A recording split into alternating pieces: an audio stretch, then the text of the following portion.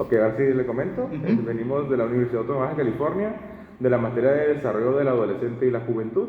Venimos investigando el comportamiento y cómo se desenvuelven los jóvenes o los adolescentes en esta etapa, y queremos ver cómo interactúan o cómo es su trato, ¿no? Ya sea con docentes, con padres y ellos mismos cómo perciben la adolescencia.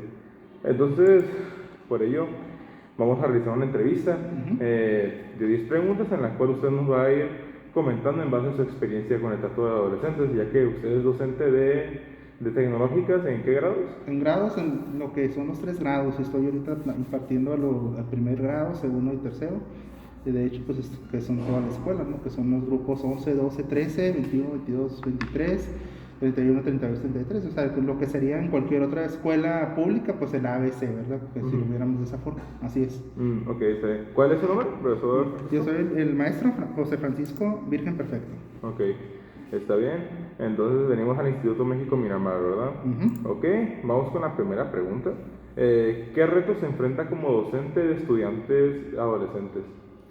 Pues el reto principal en el que nos estamos enfrentando ahorita es el hecho de que se integren. O sea, ese fue el primer reto después de estar tanto tiempo en una pandemia, en una situación atípica. Pues el hecho de que pudieran volver a participar fue al principio un poquito, pues no complicado, pero sí el hecho de que se miraba miedo pues en ellos al venir. Entonces se tuvo que trabajar mucho en esa parte psicológica. Aquí afortunadamente la escuela con la cuestión de la interioridad pues ayudó muchísimo, ¿no? En esa sección. Y ya una vez que estuvieron siendo vacunados, pues ellos también se sintieron más seguros dentro de las aulas. Al principio se manejó por grupos. Ese fue el reto mayor para nosotros como docentes también, el hecho de estar trabajando de forma híbrida, porque nunca se había hecho. O sea, tener medio grupo en la escuela y otro medio grupo en el aula virtual. No fue sencillo, como muchas veces se piensa. Sí, fue todo un reto el trabajar de esa forma, porque nunca se había trabajado así. Se había trabajado siempre o todos de forma presencial o todos de forma virtual, que es una dinámica distinta, pero no al mismo tiempo las dos partes. Entonces eso constituía muchas veces pues el descuidar un poco, digámoslo de esa forma, a los que estaban en casa y poner más atención a los que están aquí, por el nivel que se maneja, ¿no? Porque tenemos que cuidar mucho más al que está en casa, perdón, el que está aquí en el aula, que el que está en su casa, pues. Entonces eso era uno de los principales retos, ¿no? De todo tipo, no nomás de tipo pedagógico, sino también didáctico, porque muchas actividades no se podían enfocar totalmente y se tenían que adaptar, pues. Ok, está bien. Muchas gracias. Ahora, ¿cómo describiría el pensamiento del estudiante adolescente de esta generación? Pensamiento, Ajá. bueno, ¿el pensamiento en qué sentido te refieres O, exactamente? o cómo cree que el adolescente, ¿cómo más que nada, cómo describiría los adolescentes actualmente? Su manera de pensar o su Ah, manera ya, de me ser. entendí, ok. Bueno, en ese sentido yo pienso que han cambiado el tener tanta información disponible. El adolescente ha tomado otras actitudes con respecto a su trabajo, ¿no? Y también eso implicó mucha disciplina de su parte, y en casa también el hecho de que se le diera ese seguimiento. Entonces yo veo, por lo menos hablando en el caso particular de nuestra escuela, alumnos más comprometidos con sus tareas. El hecho de tener un recordatorio virtual sí les generó al principio, claro, estrés, les provocó ansiedad, pero ya después les provocó el hecho de una responsabilidad de que les estuviera recordando una plataforma que hay que entregar ciertos trabajos o que ya pasaron los tiempos. Entonces, en ese sentido, pues el alumno yo lo veo un poco más comprometido que otras generaciones, ¿no? Con respecto a los trabajos. Entonces ha entrado en esa dinámica que en la mayoría de los casos es buena, y que hace que el alumno pues, esté más interesado, no en quedarse solamente con lo que vio en esa clase, sino en ir más allá de los temas también. Eso es lo que he visto yo. Ok, está bien. Muchas gracias. Ok. Ahora, ¿qué estrategias de enseñanza resultan más efectivas para los estudiantes de esta generación comparando con generaciones anteriores? Pues la estrategia que siempre va a funcionar es en este caso el nosotros seguir utilizando los recursos de antes, pero también mezclarlos con los nuevos. O sea, no tenemos que abandonar las cuestiones que siempre se han manejado. O sea, la comprensión, la crítica constructiva en lo que es el planteamiento de problemas y resolución de problemas.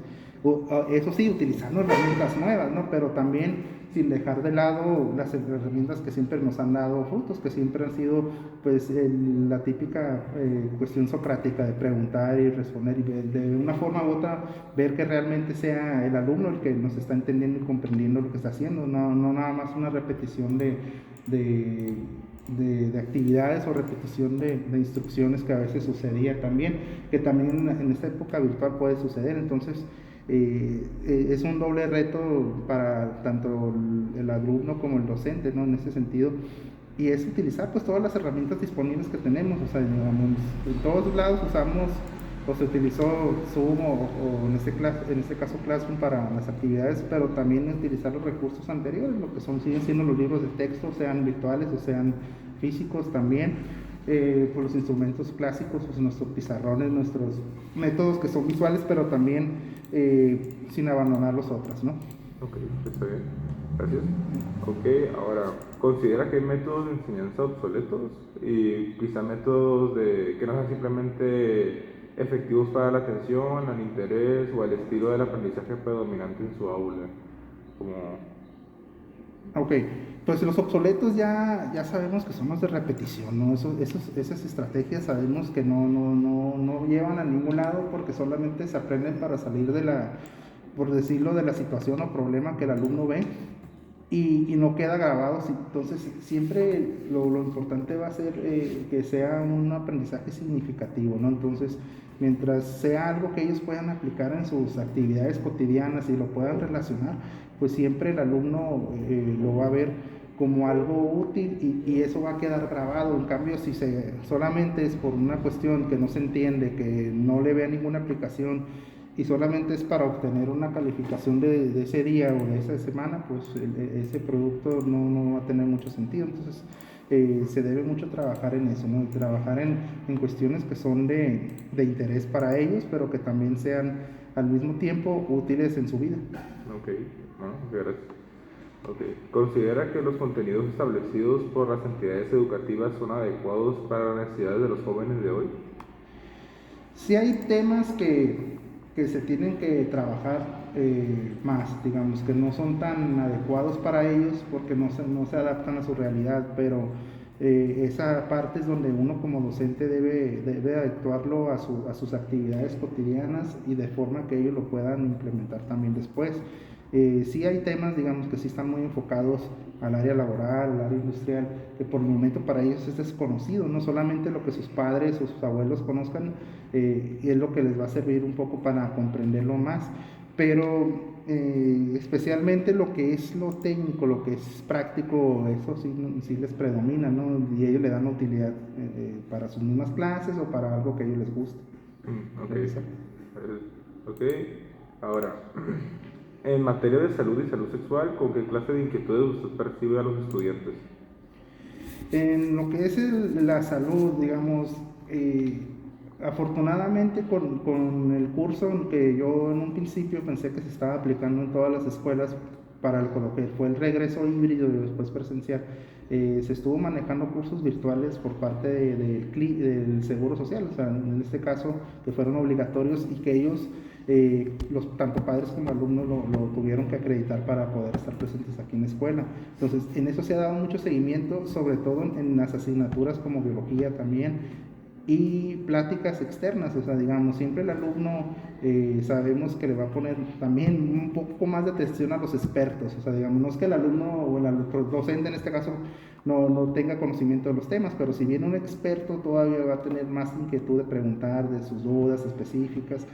Y se ha dado mucho apoyo en esa salud. Digamos, el alumno siempre va a tener, y sobre todo los adolescentes, van a tener esa curiosidad de conocer más, ¿no? Sobre los temas, porque muchas veces los padres, por pena, por tiempo, no tienen esa oportunidad de platicar y sentarse con ellos. Y con los docentes, con algunos solamente lo hacen, pero si ya vienen expertos en los temas, pues ellos pueden expresar todo ese tipo de dudas. Ok, no, tiene razón. Okay. ¿Qué tanto se involucra la familia de los estudiantes en el proceso de aprendizaje? Hasta lo que llevamos ahorita del ciclo escolar, la mayor parte de los padres están involucrados. Digamos, es una pequeña pues un pequeño porcentaje el que no está tan involucrado. O sea, ¿en qué nos damos cuenta nosotros? Nosotros, gracias al tener estas herramientas virtuales, tenemos la posibilidad de podernos comunicar con los papás por correo electrónico, cuestiones que muchas veces antes no teníamos, tenía que ser solamente de forma presencial como nosotros comunicarnos con ellos. Y eso muchas veces no teníamos la certeza si los papás estaban al pendiente o no. En esta ocasión sí, nosotros si algún alumno empieza a dejar de entregar trabajos o por alguna cuestión de cualquier tipo, pues nosotros nos comunicamos con ellos, tenemos esa libertad de hacerlo aquí en el colegio y ya de esa forma, si hay una situación nos lo comunican, si no hay ninguna situación, pues simplemente el alumno empieza a entregar otra vez actividades, ¿no? Entonces tenemos esa posibilidad ahorita, esos medios que estamos explotando y que nos ha ayudado pues también a conocer la realidad de cada uno. Ok, ¿cómo describiría un ambiente familiar ideal para un buen rendimiento escolar en el aula? Construir, dijiste al principio, sí, ¿verdad? Ajá, ¿cómo describiría un ambiente familiar ideal para un buen rendimiento escolar en el aula? Ok, pues el ambiente ideal siempre va a ser un ambiente donde el alumno se sienta protegido, donde se sienta que hay un buen ambiente de trabajo, que sus compañeros pues simplemente también tienen esa misma inquietud de aprender, de conocer aspectos nuevos y donde también existen todas las condiciones físicas, ¿no? También se tiene que mencionar que haya buena iluminación, que haya buenos materiales, y no me refiero a los mejores, sino pero que sí lo básico esté cubierto. Cuando el alumno siente que todas esas necesidades están cubiertas, y agregando las que son las que uno no puede intervenir muchas veces, si el alumno viene descansado, que viene también sin presión, porque eso también ocasiona que el alumno no pueda rendir al máximo, y que tenga la suficiente confianza en sus profesores para poder expresar sus dudas, en este caso es como uno puede lograr lo mejor de cada uno de ellos. Entonces, uno como docente pues siempre tiene que estar también flexible, lo tenemos ahorita aproximadamente, si hay alguna duda y que el alumno no lo quiso decir todo, tiene forma de comunicarse con nosotros, pues todavía por las tardes y preguntar alguna duda. Entonces eso ha ayudado a que ellos también se sientan más seguros y que pregunten ya después, inclusive ya en el salón, pues sin miedo a que se rían los demás. Entonces esa protección y seguridad, si uno la impone y la siente en ellos, se genera ese ambiente que uno desea para que aprendan. Ok, está bien. ¿Cómo cree que el confinamiento influyó en el desarrollo psicosocial de sus estudiantes y es posible descubrir un antes y un después de ello?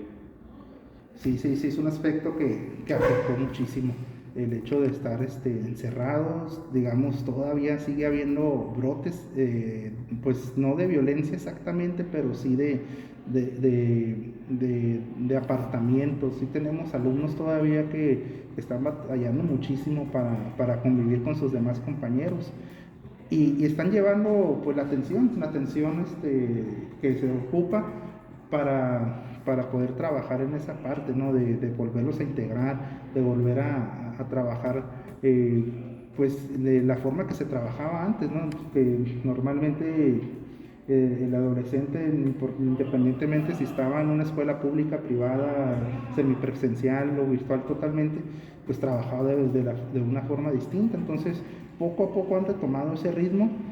Yo no los veo todavía como antes de la pandemia, definitivamente no, pero ya cada vez están más abiertos y con menos temor, pues digamos, a un principio no se querían ni siquiera levantar de su lugar, no, y querían tener desinfectado todo, y todo eso quitaba tiempo de lo que ellos realmente venían a hacer a la escuela, no estaban más concentrados en cuidarse que en aprender. Entonces todo eso sí fue un cambio en su casa. Pues también no teníamos nosotros la garantía cuando no se prendían cámaras o no participaban, no teníamos una certeza de realmente qué estaba sucediendo con ellos, pues si estaban aprendiendo, no estaban aprendiendo, si sus trabajos eran de ellos o eran de alguien más, pues también eso afectó muchísimo en ese sentido. Ok, está bien. Entonces sí hubo un cambio notorio. Sí, hubo un cambio muy notorio, Okay. definitivamente. Y ya, pues la última pregunta Ajá. sería, pues en los últimos años, ¿ha habido casos de bullying o cómo se dieron cuenta, cómo fue abordado, si es que fue así? Pues siempre hay casos, pues de bullying, no exactamente de bullying, pero sí muy previos a lo que es un bullying. digamos, sí hay lo típico de alguien que es diferente y lo molestan, ¿no? Pero ya el bullying tiene tiempo que no es permitido pues en ningún nivel y tiene uno que estar muy al pendiente, porque ya ese bullying ahora en vez de darse de forma presencial, eso es algo que es importante aquí que mencionarlo, se está dando más en los medios electrónicos. Entonces, estos medios electrónicos no están siendo dentro de la misma escuela, sino es cuando ellos están fuera de casa, bueno, en este caso en horario distinto al de la escuela, y es cuando se están empezando a molestar entre ellos. Nosotros nos hemos enterado porque los mismos alumnos nos lo hacen saber, entonces se da seguimiento, ¿no? Independientemente de si no fue dentro de la escuela. Entonces ellos están haciendo ese bullying por medio de los medios, el ciberbullying que se conoce ahorita. Entonces, más que el que se hace en escuela, digamos, en escuela no se ha realizado de tal forma porque afortunadamente hemos estado muy al pendiente, ¿no? Y los alumnos se cuidan más ya de ser detectados porque desde la primaria se les ha mencionado que el bullying es un motivo de baja en la mayoría de las escuelas que existen, entonces ellos lo están haciendo ahora de forma electrónica. Entonces, eso es lo que estamos viendo nosotros y se está trabajando también con ellos, o sea, digamos, porque tenemos la forma y ya se ha dado pláticas precisamente para ver los alcances que tiene el ciberbullying también. De hecho, hace 2 semanas hubo aquí unas pláticas precisamente de derechos humanos, estuvieron aquí y coincidió, no es que se hubiera habido antes de eso el ciberbullying, sino que coincidió con esas situaciones, que son pocos grupos, pocos alumnos en realidad los que están haciéndolo, sí son pocos, pero sí se está presentando, ¿no? Y es precisamente, tiene que ver mucho más que en años anteriores con la cuestión de que estuvieron tanto tiempo encerrados, pues. Ok, está bien. Pues ahorita con eso pues terminaríamos la entrevista. Le agradezco mucho su tiempo, así mismo mis compañeros de trabajo, le agradezco mucho el tiempo a usted y pues no sé, sería todo ahorita. Muchísimas gracias. No, de nada.